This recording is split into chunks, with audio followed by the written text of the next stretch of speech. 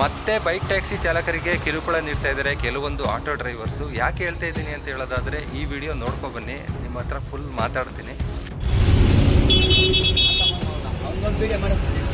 रैपिडो ना क्यों चलाता रहा भैया, क्यों चलाता रैपिडो? परमिशन ಐತಾ ನಿಮ್ಗೆ? ಪರ್ಮಿಷನ್ ಐತಾ ನಿಮ್ಗೆ? ಯಾವ ಬೋರ್ಡ್ಗೆ ಐತಣ್ಣ ಪರ್ಮಿಷನ್? ಇದು ಯಾವ ಬೋರ್ಡು? ಯಾಕಣ್ಣ ಓಡಿಸ್ತೀಯ? ಏನ್ ಬಂದಿಲ್ಲ? ಜೋರಾಗಿ ಹೇಳು, ಜೋರಾಗಿ ಹೇಳು. ಸರ್ಕಾರ ಬಿಟ್ಟಿಲ್ಲ ತಾನೆ. ಎಲ್ಲೋ ಬೋರ್ಡ್ಗೆ ಐತೆ ಪರ್ಮಿಷನ್. ನಿಮ್ಗೆ ಎಲ್ಲಾರು ಓಡಿಸ್ತಾ ಇದಾರೆ, ನೀನು ಒಬ್ಬನನ್ನ ಬಿಟ್ಟು ಹೇಳ್ತಾ ಇಲ್ಲ ನಾವು. ಯಾವ ಬೋರ್ಡ್ಗೆ ನಿಮ್ಗೆ ಸಿಕ್ಕಿದೆ?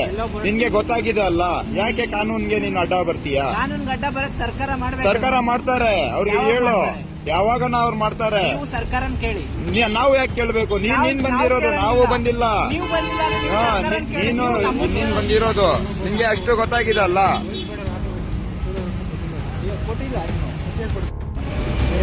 ಏನಂತೆ ರ್ಯಾಪಿಡೋನಾ? ಊಬರಾ? ರ್ಯಾಪಿಡೋನಾ? ಇದೇ ಗಾಡಿನಾ?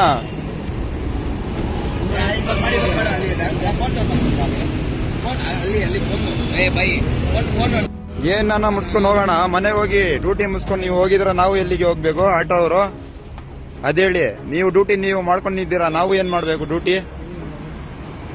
ಬಿಡಿ ಬಿಡಿ, ಫೋನ್ ಯಾಕೆ ಇದ್ ಮಾಡ್ತೀರಾ?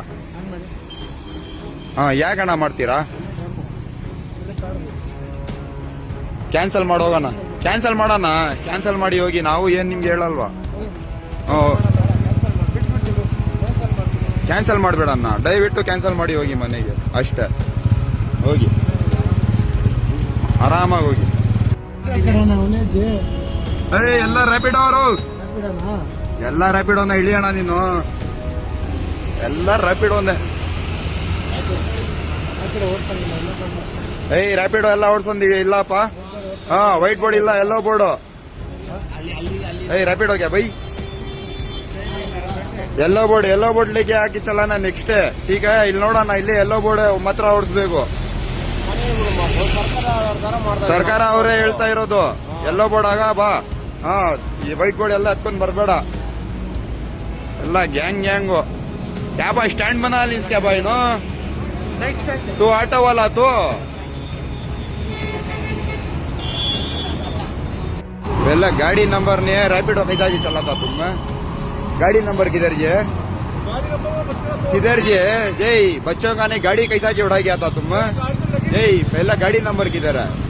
कैसा आता? गाड़ी का नंबर नहीं तो कैसा उड़ाता तुम? क्या कैसा बताता तुम? एक्सीडेंट होने से नंबर दिखाएगा तुम? एक्सीडेंट होने से नंबर किधर है गाड़ी का? नंबर लगा था, रुको ಹಾಸ್ಕೊಂಡು ಹೋಗಿ ಗಾಡಿ. ನೋಡಿದ್ರಲ್ವಾ, ಕೆಲವೊಂದು ಆಟೋ ಡ್ರೈವರ್ಸ್ಗಳು ಈ ಥರ ಕಿರುಕುಳ ನೀಡ್ತಾ ಇದ್ದಾರೆ. ಅದು ಅವ್ರು ಕೇಳ್ತಾ ಇರೋದು ಸರಿ ಆದ್ರೂ ಅದು ಅವ್ರು ಕೇಳೋ ಅಧಿಕಾರ ಇಲ್ಲ. ಮತ್ತು ನಾನು ಟಮ್ಲೈನ್ ಹಾಕಿರೋ ಪ್ರಕಾರನೂ ಕೂಡ ಇವರು ಯಾವಾಗ RTO ಆಫೀಸರ್ ಆದರು, RTO ಆಫೀಸಲ್ಲಿ ಯಾರು ಕೆಲಸ ಮಾಡ್ತಾ ಇಲ್ವಾ? ಓಕೆನಾ? ಮತ್ತು ಸುಪ್ರೀಂ ಕೋರ್ಟಲ್ಲಿ ಲಾಸ್ಟ್ ಹಿಯರಿಂಗ್ಸ್ ಇದ್ದಾಗಲೂ ಕೂಡ ಒಂದು ವಿಚಾರ ಕೂಡ ಬಂದಿತ್ತು. ಅದರಲ್ಲಿ ಬೈಕ್ ಟ್ಯಾಕ್ಸಿ ಚಾಲಕರಿಗೆ ಯಾವುದೇ ಥರವಾದ ಕಿರುಕುಳ ನೀಡುವಂತಿಲ್ಲ, ಅಧಿಕಾರಿಗಳಾಗಲಿ ಬೇರೆಯವರಾಗಲಿ ಯಾರೂ ಕೂಡ ಕಿರುಕುಳ ನೀಡುವಂತಿಲ್ಲ ಅಂತಲೂ ಕೂಡ ಹಿಯರಿಂಗ್ಸಲ್ಲಿ ಬಂದಿತ್ತು. ಬೇಕಾದರೆ ನೋಡ್ಕೊಳ್ಳಿ, ಬೇಕಾದ್ರೆ ಸ್ಕ್ರೀನ್ ಶಾಟ್ ಕೂಡ ಹಾಕ್ತೀನಿ, ನೋಡ್ಕೊಳ್ಳಿ. ಅದರಲ್ಲೂ ಕೂಡ ಕ್ಲಿಯರಾಗಿ ಬಂದಿತ್ತು. ಮತ್ತು ಇವಾಗೇನು ಸ್ಟೂಡೆಂಟ್ಗಳದ್ದು ಪ್ರೊಟೆಸ್ಟ್ ನಡೀತಾ ಇದೆ, ಅಲ್ಲಿ ಉದ್ಯೋಗ ಕೊಡ್ತಾ ಇಲ್ಲ. 7 ಲಕ್ಷ ಉದ್ಯೋಗ ಕೊಡ್ತೀನಿ ಅಂತ ಹೇಳಿದ್ರು ನಮ್ಮ ಗೌರ್ಮೆಂಟ್ ಅವರು, ಅದು ಕೊಡ್ತಾ ಇಲ್ಲ. ಆ ಕಾರಣಕ್ಕೋಸ್ಕರ ಈ RTO ಆಫೀಸರ್ಗಳು ಏನಾದ್ರು ಟೆಂಡರ್ ಕೊಟ್ಬಿಟ್ಟಿದ್ದಾರೆ ಈ ಆಟೋದವ್ರಿಗೆ, ನಮ್ಮ ಹತ್ರ ಕೆಲಸದವ್ರಿಲ್ಲ, ಯಾರೂ ಇಲ್ಲ, ಅದಕ್ಕೋಸ್ಕರ ನೀವೇ ಹೋಗ್ಬಿಟ್ಟು ಬೈಕ್ ಟ್ಯಾಕ್ಸಿ ರೈಡರ್ಸ್ಗಳಿಗೆಲ್ಲ ಹಿಡಿದು ಕಿರುಕುಳ ನೀಡಿ ಅಂತ ಹೈಕೋರ್ಟು ಕೂಡ ಕ್ಲಿಯರಾಗಿ ಹೇಳಿದೆ. ಬೈಕ್ ಟ್ಯಾಕ್ಸಿ ರೈಡರ್ಸ್ಗೆ ಯಾವುದೇ ಥರ ಪ್ರಶ್ನೆ ಮಾಡುವಂತಿಲ್ಲ ಅಂತಲೂ ಕೂಡ ಹೇಳಿದೆ.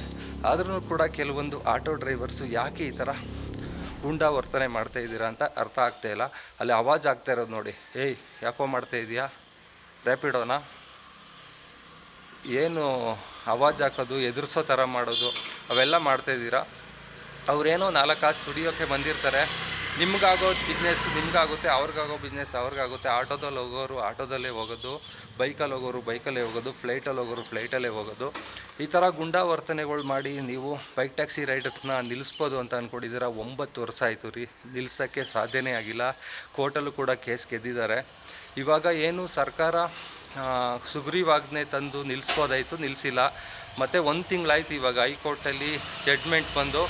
ಇವರು SLPನೂ ಕೂಡ ಸಲ್ಲಿಕೆ ಮಾಡಿಲ್ಲ ಸುಪ್ರೀಂ ಕೋರ್ಟ್ಗೆ. SLP ಸಲ್ಲಿಕೆ ಮಾಡಿನೂ ಕೂಡ ತಡೆಯಾಜ್ಞೆನೂ ಕೊಟ್ಟಿಲ್ಲ. ಇದ್ರ ಬಗ್ಗೆ ಸರ್ಕಾರದವರು ಏನು ಮಾಡ್ತೀರಾ? ಇವಾಗ SLP ಸಲ್ಲಿಕೆ ಮಾಡಿಲ್ಲ, 1 ತಿಂಗಳು ಗಡುವು ಮುಗೀತು. ಇವಾಗ ಏನಿದ್ರು ಬೈಕ್ ಟ್ಯಾಕ್ಸಿಗೆ ಗ್ರೀನ್ ಸಿಗ್ನಲ್ ಬಂದಿದೆ ಹೈಕೋರ್ಟಿಂದ. ಇವ್ರು ಬಂದು ನಿಯಮಗಳನ್ನ ರೂಢನೆ ಮಾಡಿ ನಮಗೆ ಬೈಕ್ ಟ್ಯಾಕ್ಸಿ ಓಡಿಸೋಕ್ಕೆ ಅನುವು ಮಾಡಿಕೊಡ್ಬೇಕು. ಎಲ್ಲೋ ಬೋರ್ಡ್ ಇದೆಯಾ ಅಂತ ಕೇಳ್ತಾ ಇದ್ದೀರಲ್ಲ. ಎಲ್ಲೋ ಬೋರ್ಡ್ ಮಾಡ್ಸೋಕ್ಕೆ ನೀವು ಹೋರಾಟ ಮಾಡಬೇಕು. ಪರೋಕ್ಷವಾಗಿ ಇಷ್ಟು ದಿನ ಹೋರಾಟ ಮಾಡ್ತಿದ್ದೀರಲ್ಲ, ಅದೇ ಥರ ನೀವು ಹೋರಾಟ ಮಾಡಿ ಅವ್ರಿಗೆ ಮತ್ತೆ ಬೆಂಬಲ ಕೊಡಬೇಕು. ನೀ ಯಾಕಪ್ಪ ಮಾಡ್ತಿದ್ದೀಯ ಅಂದರೆ ಕಂಪ್ನಿಯವರು ಅಪ್ಲಿಕೇಶನಲ್ಲಿ ಬಿಟ್ಟಿದ್ದಾನೆ ಗುರು, ಮಾಡ್ತಾಯಿದ್ದಾರೆ. ಅವರು ಲಕ್ಷಾಂತರ ಜನ ಮಾಡ್ತಾಯಿದ್ದಾರೆ. ನೀವು ಒಬ್ಬರು ಬಂದು ಕೇಳಿದ್ರೆ ಏನು ಪ್ರಯೋಜನ ಆಗಲ್ಲ. ನೀವು ಸರ್ಕಾರಕ್ಕೆ ಸುಗ್ರೀವಾಜ್ಞೆ ತರ್ರಿ, SLP ಸಲ್ಲಿಕೆ ಮಾಡಿ ಸುಪ್ರೀಂ ಕೋರ್ಟ್ಗೆ ಅಂತ ಒತ್ತಡ ಎಷ್ಟು ತಂದಿದ್ದೀರಾ, ಆದರೆ ಏನು ಪ್ರಯೋಜನ ಇಲ್ಲ. ಸರ್ಕಾರ ಕೇಳೋದು ಇಲ್ಲ, ಸುಪ್ರೀಂ ಕೋರ್ಟ್ಗೆ ಹೋಗೋದು ಇಲ್ಲ, ಚಾನ್ಸೇ ಇಲ್ಲ. ಇವಾಗ ಏನಿದ್ರು ನಿಯಮಗಳನ್ನ ರೂಪಣೆ ಮಾಡಿ ಬೈಕ್ ಟ್ಯಾಕ್ಸಿಗೆ ಎಲ್ಲೋ ಬೋರ್ಡ್ ಮಾಡಿಸೋದಾಗಲಿ, ಯೂನಿಫಾರ್ಮಿಟಿ ಮಾಡಿಸೋದಾಗಲಿ, ಇನ್ಶೂರೆನ್ಸ್ ಮಾಡಿಸೋದಾಗಲಿ ಎಲ್ಲನೂ ಮಾಡಿಸ್ತಾರೆ. ಕೆಲವೊಂದು ಹೊಸದು ಬರಬೇಕು ಅಂದರೆ ಕೆಲವೊಂದು ತಪ್ಪುಗಳಾಗುತ್ತೆ, ಅದನ್ನು ಸರಿ ಮಾಡ್ಕೊಳ್ತಾರೆ ಅಂತ ಅಂದ್ಕೊಂಡಿದ್ದೀವಿ. ನೀವು ಹೇಳ್ಬೋದು ಆಕ್ಸಿಡೆಂಟ್ ಆದರೆ ಇನ್ಶೂರೆನ್ಸ್ ಕ್ಲೈಮ್ ಆಗೋಲ್ಲ ಅಂತ. ಆಕ್ಸಿಡೆಂಟ್ ಆದರೆ ಇನ್ಶೂರೆನ್ಸ್ ಕ್ಲೈಮ್ ಆಗೋಲ್ಲ ಅನ್ನೋದನ್ನ ಇವಾಗ ನಡೀತಾ ಇರೋದು. ಆದರೆ ಮುಂದೆ ಸರ್ಕಾರ ಏನು ಗ್ರೀನ್ ಸಿಗ್ನಲ್ ಕೊಟ್ಟಿದೆಯಲ್ಲ, ಅದ್ರ ಪ್ರಕಾರ ನಿಯಮಗಳನ್ನ ಜಾರಿ ಮಾಡಿದ್ರೆ ಇನ್ಶೂರೆನ್ಸ್ ಕ್ಲೈಮ್ ಆಗುತ್ತೆ. ಯಾಕಾಗಲ್ಲ? ಸೇಫ್ಟಿ ಇಲ್ಲ ಅಂತ ಹೇಳ್ತೀರಾ. ಸೇಫ್ಟಿ ಯಾವುದ್ರಲ್ಲಿದೆ? ಪ್ರಶ್ನೆ ಕ್ವಶನ್ ಮಾರ್ಕ್ ಹಾಕ್ತೀನಿ. ಯಾವುದ್ರಲ್ಲಿದೆ ಸೇಫ್ಟಿ? ಎಷ್ಟೊಂದು ಆಕ್ಸಿಡೆಂಟ್ ಬೇರೆದ್ರಲ್ಲಿ ನಡೆದಿದೆ. ಹೌದು ಗುರು, ಬೈಕ್ಗಳು ಇಂಡಿಯಾದಲ್ಲೇ, ಅದು ನಮ್ಮ ಕರ್ನಾಟಕದಲ್ಲಿ ಜಾಸ್ತಿ ಜನ ಯೂಸ್ ಮಾಡೋದು. ಎಂತಕ್ಕೆ ಯೂಸ್ ಮಾಡ್ತಾರೆ? ಬೇಗ ಕೆಲಸ ಆಗುತ್ತೆ, ಆಫೀಸ್ ವರ್ಕ್ ಆಗಲಿ, ಬೇರೆ ಕಡೆ ಹೋಗೋದಾಗಲಿ, ಅದಕ್ಕೆಲ್ಲ ಕೂಡ ಬೈಕು ಬೆಂಗಳೂರಂಥ ಸಿಟಿಗಳಲ್ಲಿ ಬೇಕೇ ಬೇಕು. ಅದು ಯೂಸ್ಫುಲ್ ಆಗಿದೆ, ಅದಕ್ಕೋಸ್ಕರ ಯೂಸ್ ಮಾಡ್ತಾರೆ. ಓಕೆನಾ? ಎಲ್ಲೋ ಬೋರ್ಡ್ ಮಾಡಿಸೋದನ್ನ ನೀವು ಸರ್ಕಾರಕ್ಕೆ ನೀವೇ ಪ್ರಶ್ನೆ ಮಾಡಬೇಕು. ಇಷ್ಟು ದಿನ ನೀವು ಪರೋಕ್ಷವಾಗಿ ಬೆಂಬಲ ಕೊಡ್ತಿದ್ರಿ, ಅದೇ ಥರ ಪರೋಕ್ಷವಾಗಿ ಬೆಂಬಲ ಕೊಡಿ. ನಾವೇ ಹೋರಾಟ ಮಾಡೋಣ ಬೈಕ್ ಟ್ಯಾಕ್ಸಿ ರೈಡರ್ಸು. ನಾವಂತೂ ಹೋರಾಟ ಮಾಡಲ್ಲ, ನೀವೇ ಹೋರಾಟ ಮಾಡಿ ಮಾಡಿಸ್ಕೊಡ್ಬೇಕು. ಇದಿಷ್ಟು ಬಂದು ನಾನು ಹೇಳಬೇಕು ಅಂತ ಅನ್ನಿಸ್ತು. ಆದಷ್ಟು ನೀವು ನಿಮ್ಮ ವರ್ತನೆಗಳನ್ನ ನೀವು ಕಮ್ಮಿ ಮಾಡ್ಕೊಳ್ಳಿ. ಸರ್ಕಾರಕ್ಕೆ ಒತ್ತಡ ಆಗ್ತಾಯಿದ್ದಿರಲ್ಲ, ಆ ಥರನೇ ಹಾಕಿ. ಈ ಥರ ವೀಡಿಯೋ ಮಾಡೋದ್ರಿಂದ ಏನು ಪ್ರಯೋಜನ ಇಲ್ಲ, ನಿಮಗೂ ಕೂಡ ಯಾವುದೇ ಥರ ಪ್ರಯೋಜನ ಇಲ್ಲ. ನೀವೇ ಕೇಸ್ ಹಾಕಿಸ್ಕೊಂಡು ಕೂತ್ಕೋಬೇಕಾಗುತ್ತೆ. ಓಕೆ ಫ್ರೆಂಡ್ಸ್, ಇದಾಗಿತ್ತು ಇವತ್ತಿನ ವಿಡಿಯೋ ಹೇಗನ್ನಿಸ್ತು ಏನು ನನ್ನ ಕಮೆಂಟ್ ಮಾಡಿ. ವಿಡಿಯೋ ಇಷ್ಟ ಆದರೆ ಲೈಕ್ ಮಾಡಿ, ಶೇರ್ ಮಾಡಿ. ಯಾರು ಕೂಡ ಹೆದರಬೇಡಿ. ಏನು ಡ್ಯೂಟಿ ಮಾಡ್ತಾಯಿದ್ದೀರಾ ಮಾಡ್ಕೊಂಡು ಹೋಗಿ, ಆರಾಮಾಗಿ ಮಾಡಿ. ಇವಾಗೇನು ಸರ್ಕಾರ ನಿಯಮಗಳನ್ನ ರೂಪಣೆ ಮಾಡುತ್ತೆ, ಅಲ್ಲಿವರೆಗೂ ಎಚ್ಚರಿಕೆಯಿಂದ ಇರಿ ಅಂತ ಹೇಳ್ಕೊಳ್ತೀನಿ.